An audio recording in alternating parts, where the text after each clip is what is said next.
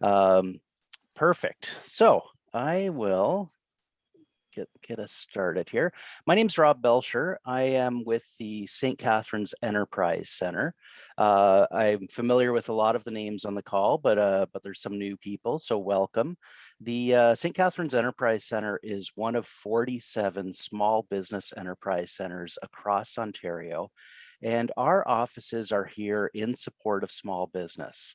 At the City of St. Catharines, we're part of the town. We're part of the City of St. Catharines. I'm an employee there, and we're part of the Economic Development Department. And we deliver programs for small business owners on behalf of the province of Ontario, or maybe better yet put, funded by the province of Ontario. Some of the things that we do is we do a lot of coaching on developing a business plan, on market research, and we basically hold a business's hand as they start and grow. And we do it through a series of webinars that we hold every month, special webinars like we have today, where we bring in an industry expert. And we also run a program called Starter Company Plus. So we're here to help you and to be in your corner and help you succeed as you take those initial steps of starting a business, and you can check in with us along the startup journey. I'll post in a second in the chat a link to our office, and then I'll also, as I introduce Joe, I'll post a link to Joe's company as well. So I do want to introduce Joe Jones. He's the co-founder of Symmetric Productions. And Joe is really an expert in the field of websites, digital marketing, and he's been really good at showing that he understands client needs and coming up with solutions for those clients.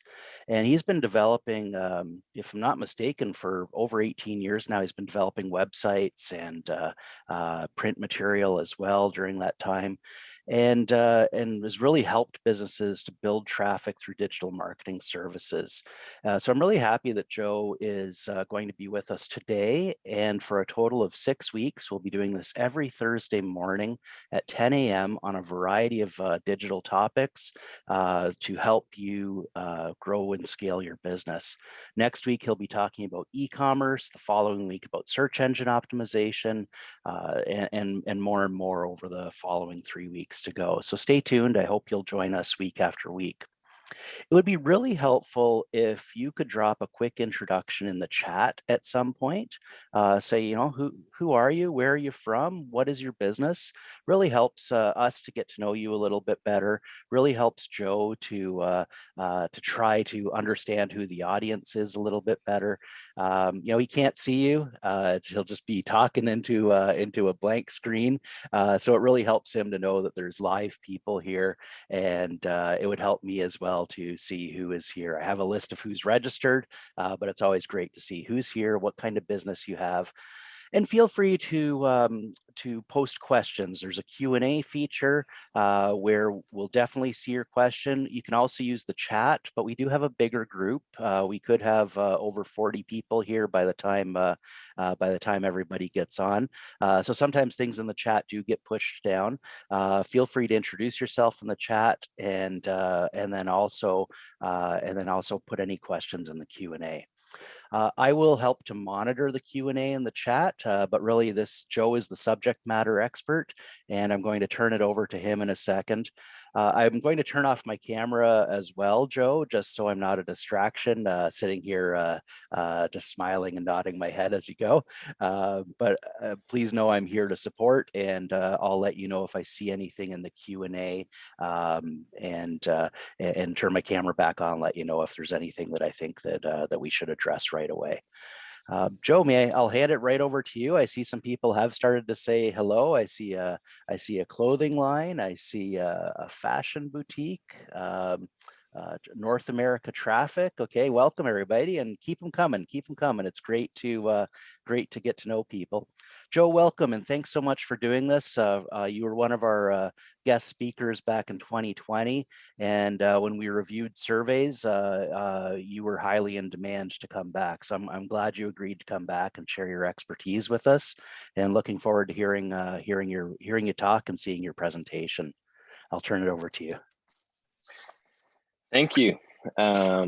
Yeah, it's good to be back. I think this is my third time doing webinars for the city now, so it's good. It's good to see some familiar faces. Well, not faces, but the names definitely in the chat here. Oh, that's good. Know a few of you, so that's awesome. Today, yeah, as Rob mentioned, we got a series going. So today I'm going to kind of just focus on websites, the importance of them. I hope you all know the importance of them already, but going a little bit deeper into, that, because that's kind of the foundation of everything that we're going to talk about. You can't really do search engine optimization, for example, if you don't have a website. So we're going to go over those. So yeah, as Rob said, I've been in the field, started Symmetric Productions just over 20 years. This is going to be our 20th year now. Similar story to maybe many of you, where we kind of just started out in, the basement of my parents' house, and working away, building websites at night and having a full-time job in the day, and trying to, just get by. And then you kind of grow and you get new projects and you expand a little bit. And one of the things that's kind of always stuck with us is just that, we tried never really to say we don't do that. We just figure out a way to make it happen for clients. And so that helped us learn quickly and grow. It's a little more difficult to say that now, though, because there's so much new technology that happens every day, and that's a little bit harder to do.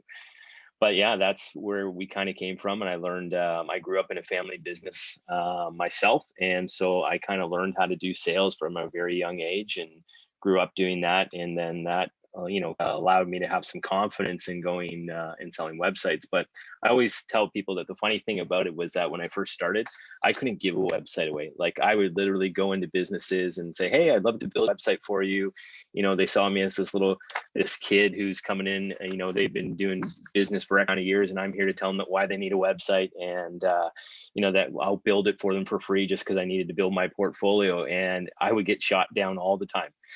And so if you're in the process of starting, it's not an easy go, but hang in there. You'll get better at it. You'll learn some tricks, and you'll be able to grow your business over time. And it's about the long haul. It's not about, what you can do quickly. It's about learning and growing, and you can make it. So, I'm kind of that testament to that if you stick with it, you'll make it. So, and it's not easy. So today we're going to talk about websites, foundations, why we need them. In my opinion, the website is the foundation of all your online marketing. We can definitely have social media accounts, all those other things, but it really comes back to the website, because a lot of the transactions still happen on a website. When people actively search for something, they usually go to like a Google presence or something like that to actually form that search. That many people are starting to do different searches on social media platforms such as Instagram and things like that. But really, when it comes down to it, people like buying a product off a website typically. So, still right now, in the form of where we are in a digital space, the website is where people want to go. So we're going to talk about that. So why do you need a website? So 81% of people research a business or service on the internet prior to making a buying decision. So if you think about when you're looking for something, you probably go to Google, you type that in, you're looking for something, right? So 81% of people still do that practice. So that's roughly 25 million people searching for businesses online all the time. Yet 46% of business owners listed that they don't have a website currently. And and their number one reason for having a website was basically that they didn't understand how they don't sell that way, or how that didn't trans to how they do business. But they forgot the real main component is that people still search for and want the knowledge out of it. So even though if you're not doing e-commerce online, you're not selling your product online, people still want to research and find out about you, where you're located. So there's still value in having a website, even if you are not a web company that does business online in that way. So, when you look at websites, you need to be able to position yourself into having control. So a lot of the times what I mean by that is when you go to Google, you type something, a result is going to come up. Just because you don't have a website doesn't mean that customers aren't posting about you. So in fact, if you don't have a website, there's a pretty good chance people are talking about you online and you will never even know. And the messages or the branding that they're posting about you online becomes your customer's first image of you. instead of the image that maybe you want to portray and what customers will see about you. So it's important, even if you don't have a website, you think that you don't brand online, people are still talking about you online or not, whether you have a website or not. So it's important to build that brand how you want it established, how you want to be known, how you want to be viewed. People make those first impressions right away off of anything. Even though we say don't judge a book by a cover, people are still looking at your website. They're still judging it. They're, looking at your online presence. As that younger generation comes up and they are doing more online, they're expecting you to be online. Whether you're going to do business online or not, they're expecting you to be online. That's how they're going to form that opinion in many cases. So, having a website in time will end up saving you time and money. It's not as hard as you think. And it can add instant credibility to your business simply by having that website. So, if you have a website right now, here's some things that I want you to take to do a little bit of a self-evaluation. So, when was the last time you updated or designed your website? We would love to be able to provide you with more resources or tools to help you grow. So when you're thinking about the stuff that you offer your clients, when was the last time you updated or redesigned your website? That is key. Updating your website is key. I don't mean from the ground up all in, but if you think about a retail environment, you walk into that retail environment. If that retail store never updated their products, never changed out their front window displays, never did anything different, it would get boring pretty quickly. The excitement of going into that store wouldn't be there because it'd be the same products all the time, nothing new, nothing changing. Even the prices would remain the same. So updating your website is your visual presence online, and so it's required not just by Google, but in the form of your customers, so they're not getting bored. So take onus on that. Do a little self-evaluation. Ask yourself, when was the last time I updated anything on my website? The second thing you need to look at is how often you update your website's content. So if you are only updating it once a year, you're going to fall into that trap again. When we're looking at updating the website, Google doesn't want us to have what we call a brochure web. So many people look at their website, think I've uploaded it, it's on the internet, it's done, it's there, and I'm going to then leave it. Google does not want you to have that type of a website. They want your website to be your online business, meaning that it's always adding new content. It's being updated frequently. If you're not doing those practices, Google actually can look at your website negatively because they think, why are we coming back to look at this website to see if there's new content if nothing ever changes? So updating your website is key, not just from a search engine standpoint, but also in your branding, that you're a relevant, up-to-date business, especially when we're looking at COVID. We're in a unique situation right now where we see businesses changing hours all the time. They're maybe not open as frequent, or maybe they've closed down. The last thing you want is your customers to get the wrong impression that maybe you've closed down and you're not available because you haven't updated your website. So updating your website is important, especially now more than ever.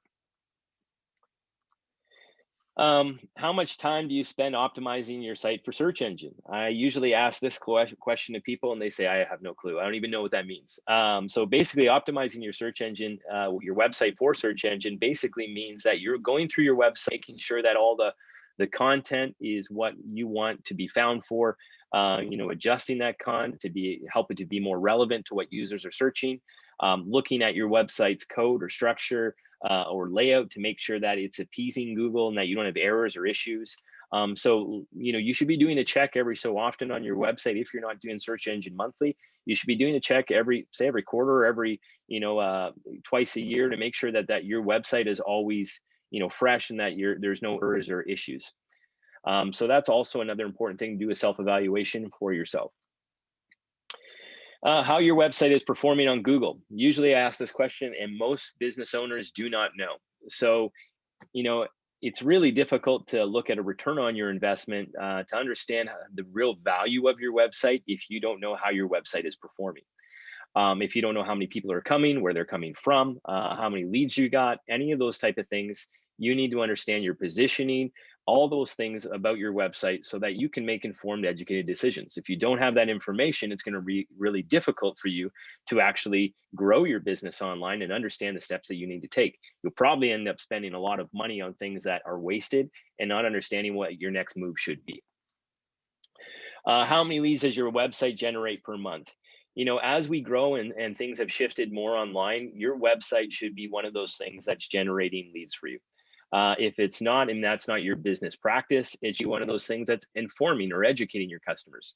So understanding the purpose of your website and how it's performing with that purpose is key.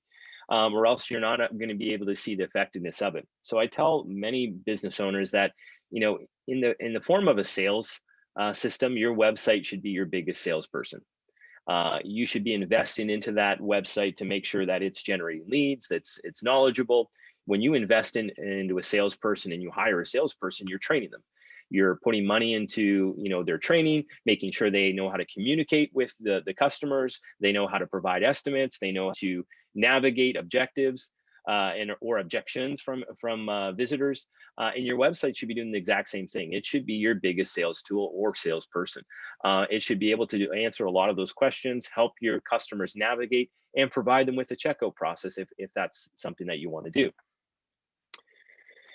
Some website comments mistakes that we find is that people have that mentality, like we talked about the brochure, where they just kind of set it and forget it, and it's there. I've done my website, I've built it, I've went through this process of X amount of months getting up and running, and now I'm done. Don't think of that way. Your website should be one of those things where you're constantly building upon all the time. Your website should never be done. That's just the way it needs to, is that your website is never done. So if you've uploaded it and you've set it and forget it, I encourage you to go back and keep building upon it. Designing with just the desktop in mind. So 67% traditionally right now of users are using mobile devices. So if you've just designed thinking of just your desktop users, you're probably going to have a website that's not going to work well to keep the mobile users in check. So when you look at a website on your phone versus when you look at it on your desktop, they're going to look a little different. You can't make them identical just because the screen sizes are different. Even loading times, how fast things load on a mobile device versus a desktop sometimes can vary. So making sure that when you're designing that you are at least taking into consideration mobile aspects. Expecting results right away without work. So we have lots of clients in the past who have just assumed that once you build it, I'm going to get this floodgate of people coming in and I'm going to sell all my products overnight and it's going to be amazing. It doesn't happen that way. And if it does, well, you've struck gold somehow. I don't understand how that worked, but it usually doesn't happen. Usually it takes at least a month to get your first sale. So if you're opening an e-commerce store, do not expect that as soon as you launch it, Google is going to just grab a hold of it. The world's going to know about your store and you're going to get sales. It doesn't work that way. So when you're designing your website, I want you to think about your next step. What is your marketing effort after that? And that is a process. I would say most stores take time to build and they take time to get traction. Typically, we see 6 to 8 months before sales actually start coming in a little more consistently. If you're expecting this to be one of those things where you quit your job and you've launched your new business and you want it to, bring enough sales into, caught the revenue you were making at your previous job, you're going to need some time. So don't expect that you're going to get that right away. Also, not outlining a clear path or a roadmap of how your website's going to work. So I have always made this statement that your website is kind of like a treasure map. And when people come there, they need to find the treasure. If you don't have that laid out properly of how they get to that, X marks the spot, you will not see a great return in customers actually checking out, going through the process, understanding what they need to do next. They'll find holes and they'll get stuck. You want to lead customers from point A all the way to the end and through a path. What's a logical? And we call that a sales funnel. We're bringing people through that sales funnel all the way through the start to the end of what the steps they need. We answer all their objections through that process and deliver them the content they're looking for. So if you haven't outlined that process, that sales process, or even the marketing process, you're going to find it's going to be a difficult step. And not working on your sites and search engine ranking. So if you just write content that's geared towards you, or that maybe one type of user, you're only going to hit that. So, this is why I typically say that, if you don't have a blog in your site, you really should. Companies that blog will generate at least 67% more leads than companies that don't. So, and the reason why is because when we do blogging, there's a lot of those fundamental things that Google looks at in the blog post that naturally happen when you do a blog post that Google likes, which help get ranking. So a great example of that is if you were to talk about a product or service, on your product or service page, you probably wouldn't just post everything about that product specifically, right down to everything that you could possibly use it for, all how you install it. Like, you would probably want to break that up because it would just be too much information for the consumer to grab a hold of right away. But you could expand upon that product or service in a blog, and then start being a little more targeted and using keywords that relate to that product or service. So an example of that would be if I want to go after clients in Toronto and I'm in Niagara, if I don't have the word Toronto on my website anywhere, I'm not going to be found. So I can't just dump the word Toronto in, because that doesn't logically make sense. And Google would think that I'm just trying to cheat the system. So I would need to write a blog that talks about how I offer my service, or maybe I give an example of a client that I worked with in Toronto to help give me ranking in Toronto, because now I'm using the word Toronto in that blog post and connecting it to my clients or the work that I did in Toronto. So that's how you would work on some of those things, but you need to make sure that you're working on your search engine ranking to make sure it's relevant for what you want to go after. So the website, why it matters. So 94% of organic traffic comes from Google. 30% of all organic links or clicks go to the first result. 80% of users only look at organic results. And 81% of people search online before making a large purchase. 95% of all results go to the first 3 organic listings. So if you're not being found, you're going to have a difficulty. And the one thing that we do struggle with in Niagara is when we use the word Niagara in our search terms. So a great example would be pizza place in Niagara. You are not just competing with, your competitors, you're competing for everyone else who uses the word Niagara. And since we are a tourist destination, we are competing with a lot of other properties or places in Niagara. So you're going to find that you may need to streamline or really narrow down some of your searches or terms so that you get better ranking.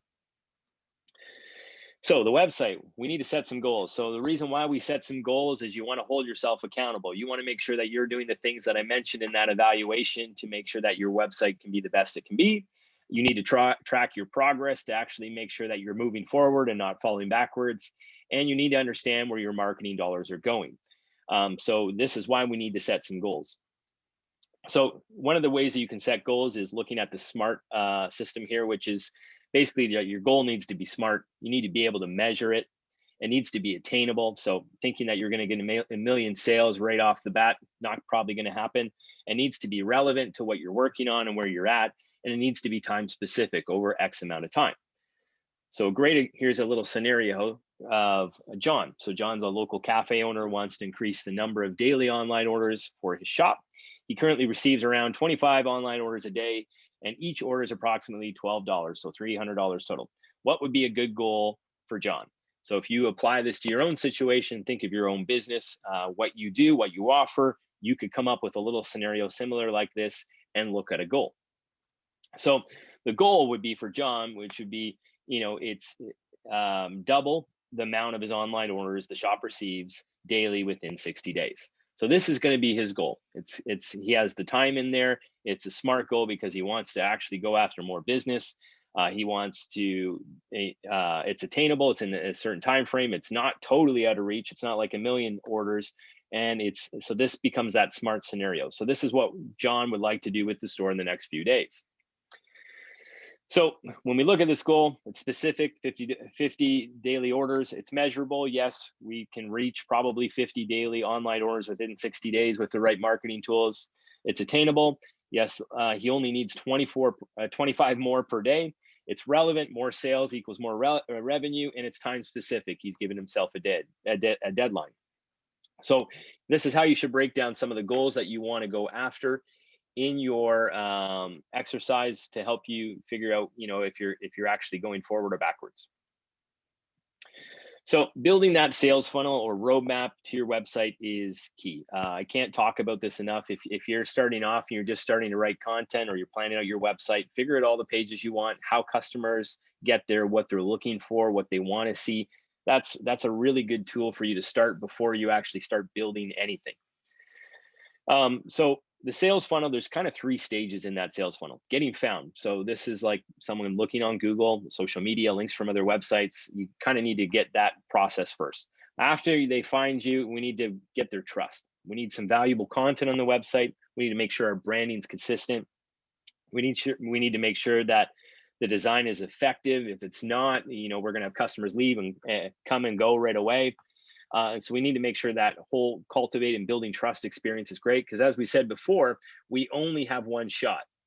And so, people will make that first judgment about you or your company right off the bat. So you want to make sure that that process, cultivating and building trust, is key. So a great example of sites that I've seen that don't have trust is when you go to a website and you're going to buy something. And we've all probably been to a website where like, I don't know if this is legitimate or not. And you're questioning right off the bat if this is legitimate. And it's not like something maybe has stood out that is, totally off the rails and you're thinking, okay, this is obvious. Sometimes you're just looking at that and say something doesn't line up. And it's usually a branding issue that comes into effect, or a security or content issue that you're concerned about. So you stop right away, and that whole building trust element is kind of paused. So that's the last thing you want to happen if your customers are coming to your website where they think that your website isn't legitimate. Generating leads. So you kind of need to figure out a way that you're going to generate leads. How are you going to do that? When they come to your website, are you selling a product? Are you educating them more? In the normal sales process that we talk about, usually customers don't buy something right away. We all have that impulse buy, but we don't always buy everything on the first time that we've seen it. So usually we say that there's usually that 5-touch rule, that where you need about 5 interactions with a customer before they actually are willing enough to put in their information, maybe buy the product and move on. So thinking about how you're generating leads, don't think always that when a customer comes to the website for the first time that you've built enough trust to actually get them to buy the product. Maybe you have to educate them more, get them to sign up to your newsletter. Maybe offer them a downloadable piece of content that says, hey, here are the top 10 reasons why you should look at our product. Here's how we're going to save you money. Here's how we're going to, help you achieve your goals. Having some sort of value proposition for them to fill in, download information. Once you have their information, then you can kind of do a little more education and build that trust by sending them an email, or maybe following up with them, asking if they want to book a demo. So generating those leads, think of a strategy with your company that you can do to generate leads to help build trust or build engagement with that user over time. Don't think that as soon as you've got them to their website, that's it. They're going to fill out a form and you're going to customer. Doesn't always work that way. So getting found, building that value content, consistent branding, effective site design plays into that. And then looking at some of the questions. So when people come and we're looking at, your website, and specifically, what do you want your customers to do on your site? So ask yourself those questions. What do you want users to do? Where are they in the buyer's journey? Maybe they're new, or you need to educate them more. So depending on what customer comes to the site, you may have different things that you want to portray to them because they're in a different stage of their buying journey. What are the most important factors that might affect their purchase decision? And how quickly can you deliver the information they're looking for? So if you can respond really quickly, that's great. So if you take a lot longer of a time to get the information to them, they've probably lost interest. So one of the things that we found out early on in our company is that when someone asks for an estimate, we don't have to give them the estimate away, but we need to respond and say, hey, I'd love to set up a time to book a meeting with you. So if you can, get that information off to them quickly, you're going to find you're going to have better success in that. So looking at that scenario and thinking, okay, when a lead comes in, what am I doing?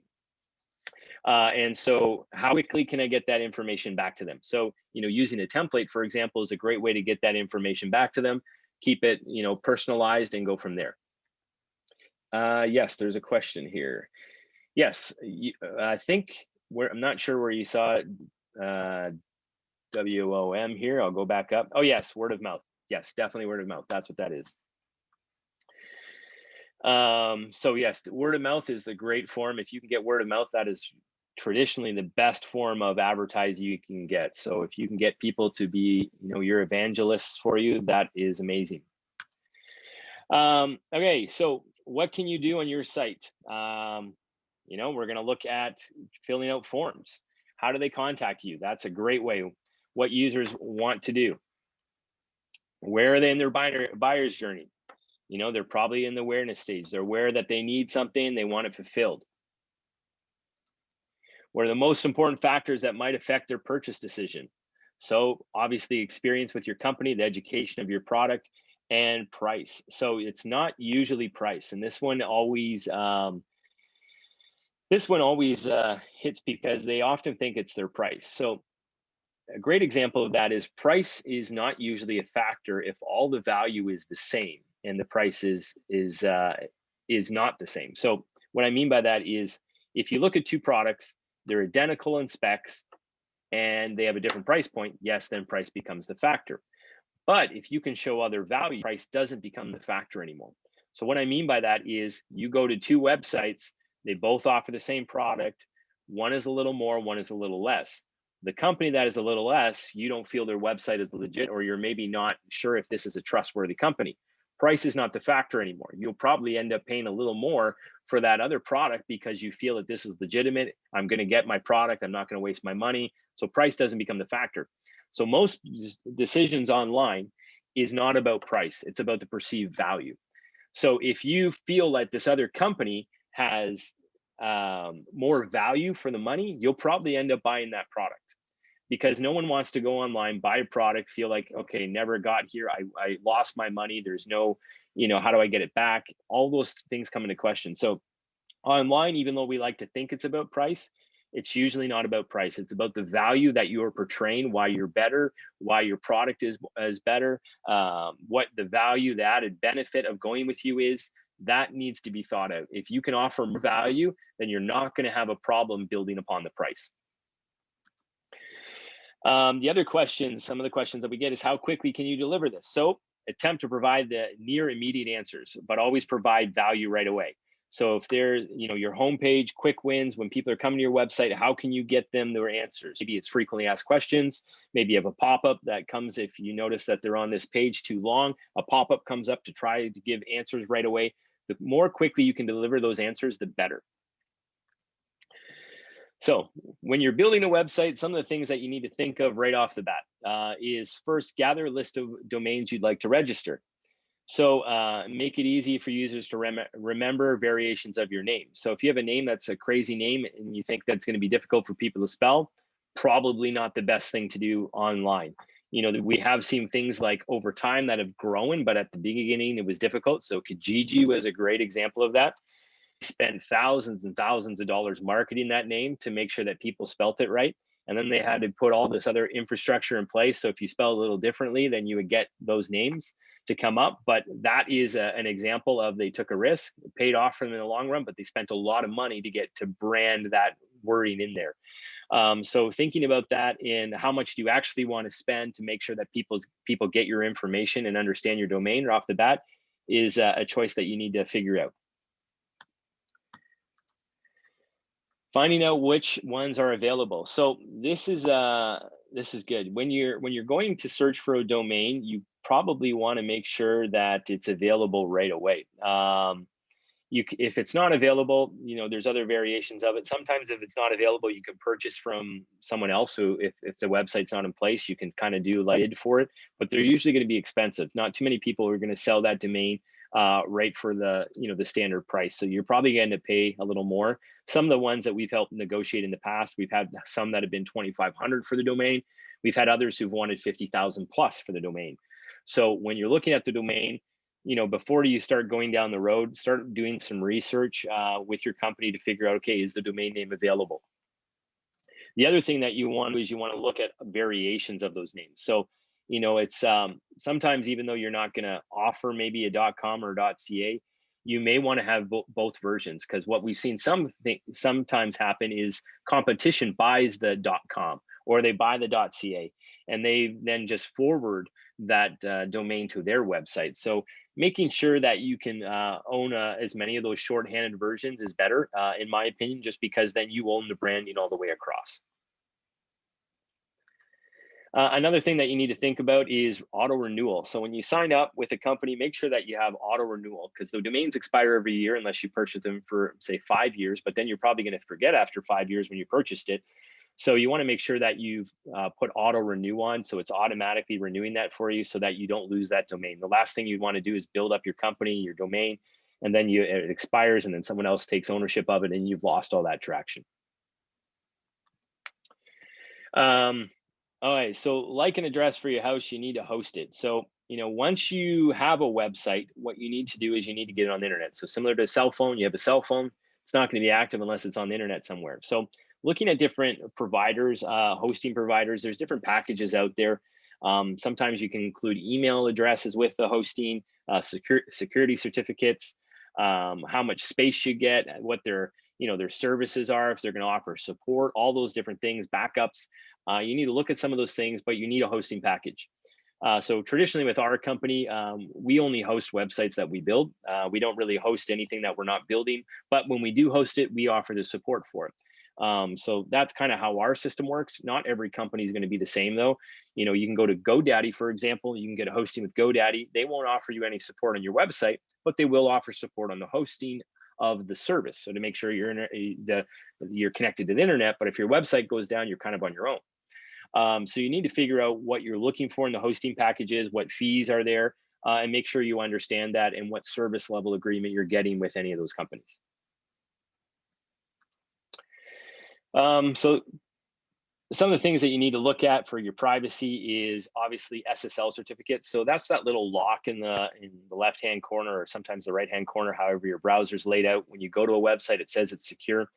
Google made that mandatory in 2019, I believe, where they said, even if you're not selling a product online or taking sensitive information, we want all websites to be secure. So those SSL certificates, sometimes you can get them for free. They typically are around $10 a month, or depending on what level of encryption you're getting. But you need to have an SSL certificate on your website. The other one is CASL. So understanding the Canadian spam law and understanding how you communicate with your customers is great, because if you don't have that, you're going to be labeled as spam. If you get too many spam notifications, they can actually shut down your website and blacklist it. So you want to make sure that you're following the spam laws and doing it right when you're collecting their information. The customers agreeing for you to email them and things like that. So you also need to have some sort of automated system in place that if they say, hey, I don't ever want to receive an email from you again, that they can automatically opt out. If you don't have that, you're not going to be compliant. So you want to make sure that you're compliant with the CASL rules. And accessibility. So accessibility is coming more in the forefront for companies when it comes to websites. So a great example of accessibility would be anyone with disabilities who's accessing your website. So it can get into the font size increasing so that users can look at the website easier if they have poor eyesight. It can also be things like color contrast. So maybe you suffer from color blindness, certain colors over top of other colors you wouldn't be able to differentiate. So that means you wouldn't be able to see the content on the website. So looking at the content, the color schemes, making sure that there's enough distinction between the two colors, it will be part of accessibility.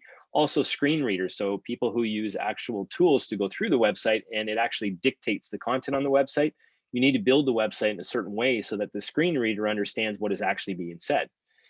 So those are some things that companies are going to need to start looking at. Bigger companies already have to, and government companies, organizations already have to have accessibility in place, but it is coming down the pipeline that all websites will probably need to adhere to this at some point.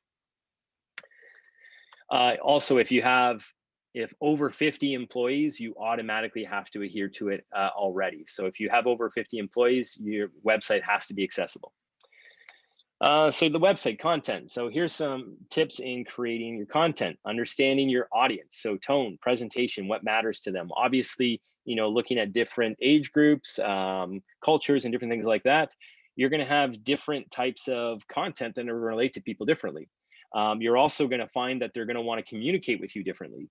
So if we look at, the older demographic to the younger demographic, Older demographic typically wants to call, talk on the phone. They don't mind giving a call, getting that conversation done. Younger demographic, they don't want to pick up the phone at all. They want to do, social media. They want to do text messaging.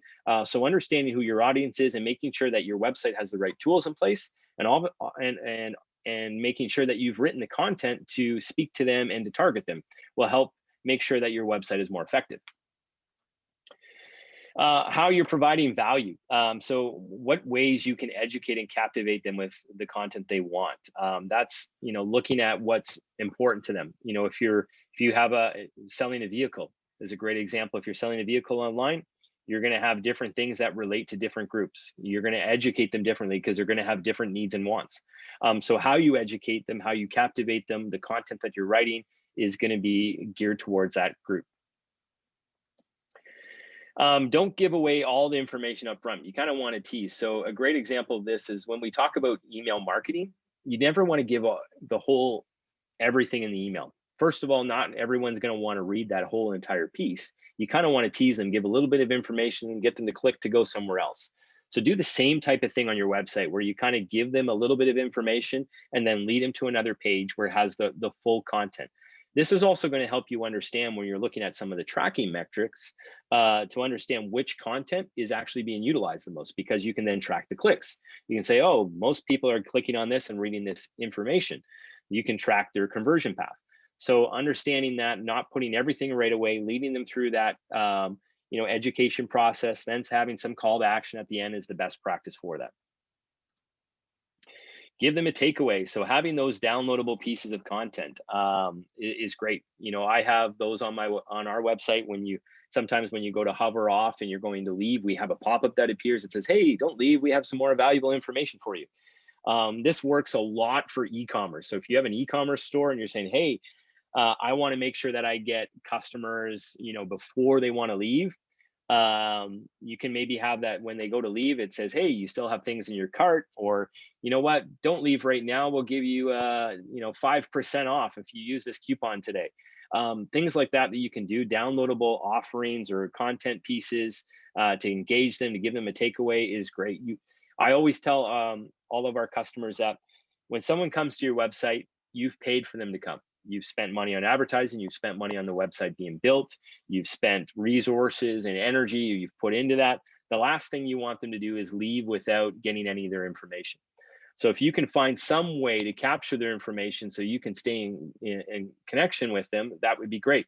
So having some sort of content, getting them to sign up for a newsletter, offering them something will pay off in the end, because now you have a tool now that you can remarket to them in the future. Looking at content can be one of those things where it's super important, but it can also be one of those things where it takes a lot of time to develop. So don't feel that you have to have brand new content every day. You can reuse some of that content. So a good example of that is when you write a blog post.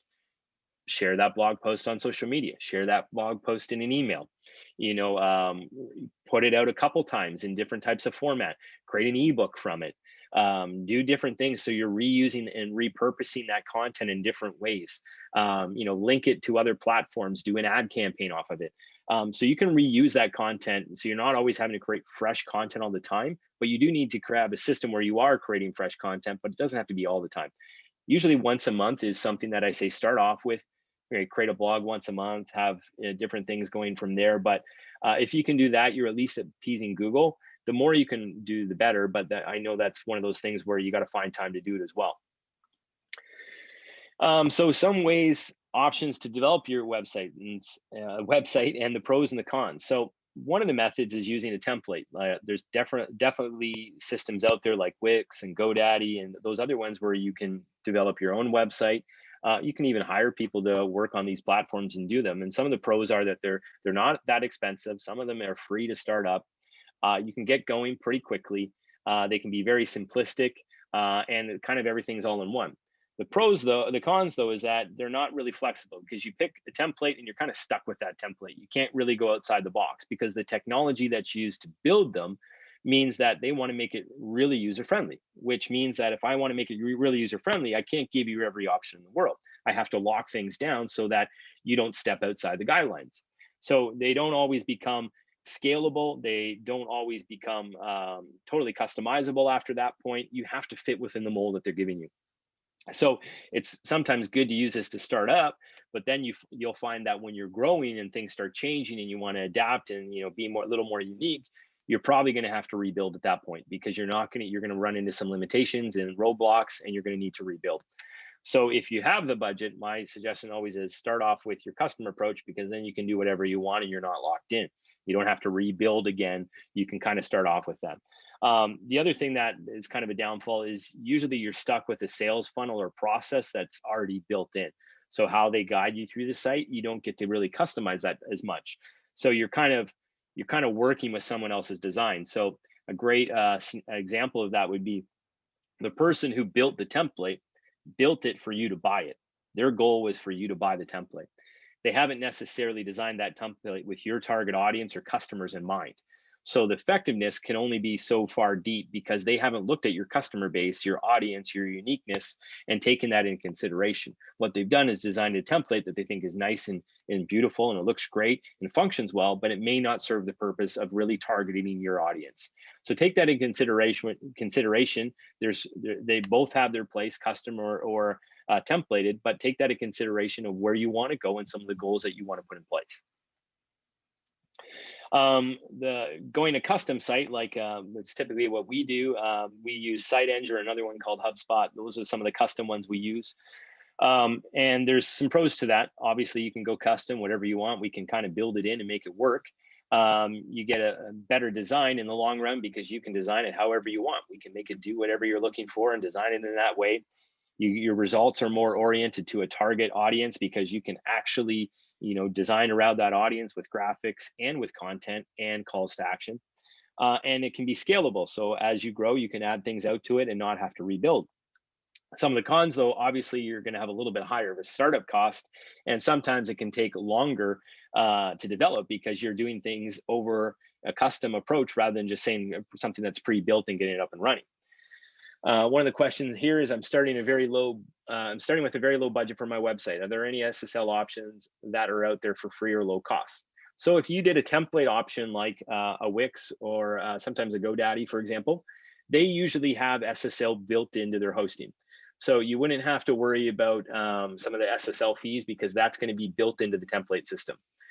So they usually take care of that for you right off the bat. So when we're looking at some of those website options, you got to think about your audience. So I always tell people, when you're thinking about your website, don't go look at a template first. What you need to do is look at your content first. Everything stems around your content and what you want to actually talk to your audience about.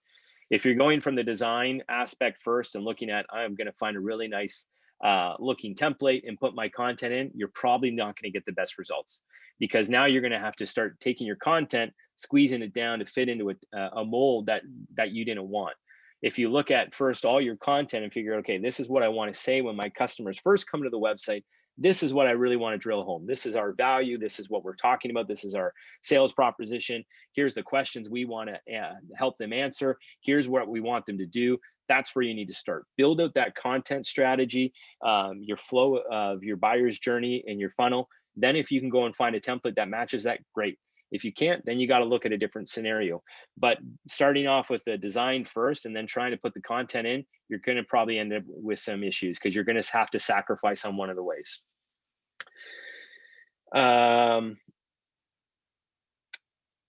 What would Kajabi count as? More of a template or custom? To be honest, I don't even know what Kajabi is. Maybe you can elaborate on that a little bit more, or send me a link here and I could pull that up. Yeah, I'm not sure. So I'm not sure how to answer that one. I could do some research and get back to you on that one for you. I've never used that platform before, so I'm not sure. So what do websites typically cost? People always ask me that question. Websites can range in, like I said, you can look at a template one and you can find some of those for free and get going. They usually have a monthly fee. Custom websites, you're going to be looking at probably at least $2,500 plus to get going. And then from there, whatever you're looking to add to it. So usually with custom, it's built on features how many pages you want, how much it's going to take to design, if the agency or company is writing the content for you. But don't just stop there, because when you look at either one of these scenarios, you need to think about your marketing. So as we talked about before, if you're just looking at this approach as I got to get my website up, you're probably not going to get results because your website has no traction right now. So you need to look at also, what does my marketing cost after that? What am I doing as soon as the website launched to get my name out there, to get our product out there? You're looking at Google Ads? Are we looking at any social media marketing, search engine optimization, maybe print campaigns? You need to factor those in as part of your budget, or else you're going to waste a lot of money on getting this website up that no one's going to see. So we have a thing in the industry that we call, it's kind of like a billboard in the desert. You could build this beautiful billboard, but if there's no one coming to it, you've kind of wasted your money. There's no traction to it. No one's seeing it. It's there, it's present, it's up and running, but you have no one viewing this. So think about your website, not just as the build, but also as the ongoing, how much are you going to put into it all the time? So a good scenario that I always try to educate our consumers on is that when you think of a website, we talked about that salesperson. So when you hire a salesperson, how much would you invest into them? How much would you be willing to pay them to, educate them, to provide them with a monthly salary, to work on them, to work with them, to train them, to give them the tools they need, the leads, and all those type of things? How much would you invest in them? And if you want your website to generate that, then you need to invest the same type of capital into your website, because if you don't, it's not going to produce anywhere near that. And if you can produce that, then you're going to find that you're going to see a lot of results. So we need to get away from the mindset that my website is just a brochure. It's actually my biggest sales tool. And so you need to start looking at it as that long-term thing. How much am I willing to invest in this thing to actually generate the amount of leads that I want? And then you can actually start finding the things that are working, target it more, look at a better return on investment, and go from there. So